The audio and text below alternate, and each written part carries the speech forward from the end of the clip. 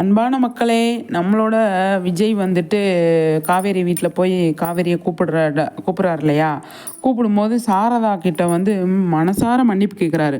மன்னிப்பு கேட்கும்போது சாரதா சொல்றாங்க, "உன் மன்னிப்புலாம் எனக்கு தேவையில்ல. என் வீட்டு பக்கம் வராத. வெளிய போ" அப்படின்னு சொல்லி அனுப்பி வச்சுர்றாங்க. பயங்கரமா ஃபீல் பண்றாரு. அந்த டைம் பார்த்து காவேரிக்கு தெரியாமலே, விஜய்க்கு தெரியாமலே என்ன பண்றாங்க, வீட்டுக்கு வீட காலி பண்ணுறதுக்கு பிளான் பண்ணுறாங்க. நம்ம இங்கே இருக்கவே கூடாது அப்படின்னு. ஏன்னா காவேரியை வந்து நீ விஜய் கிட்ட பேசவே கூடாது. விஜய் கிட்ட நீ வந்து அவனை மறந்துரு அப்படிங்கிற மாதிரி சொல்கிறாங்க இல்லையா? அப்போ காவேரி பயங்கரமாக ஃபீல் பண்ணுறாங்க. என்னடா இப்படி சொல்கிறாங்க அப்படின்னு சொல்லிட்டு. அப்போ வந்து கங்கா கூட ஓரளவுக்கு காவேரிக்கு சப்போர்ட் பண்ணுறாங்க தான். ஏதோ அவசரத்தில் பண்ணிட்டா, அவளை வந்து நம்ம இந்த மாதிரியெல்லாம் சொல்லக்கூடாது அப்படின்னு சொல்லி நினைக்கிறாங்க. ஆனால் விஜய்க்கு தெரியாமல் பண்ணுறது எவ்வளோ பெரிய தப்பு.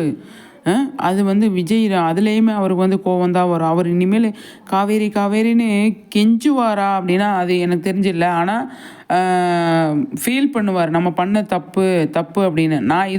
நான் வந்து நல்லவன், நான் வந்து சரியானவன் அப்படின்னு ப்ரூவ் பண்ண மாட்டார். ஆனால் ப்ரூவ் பண்ணுறதுக்கு ஃபேமிலி கிட்ட போய் பேச மாட்டார். காவேரி கிட்ட வந்து காவேரியை சந்திக்கிறதுக்கான முயற்சி எடுப்பார்.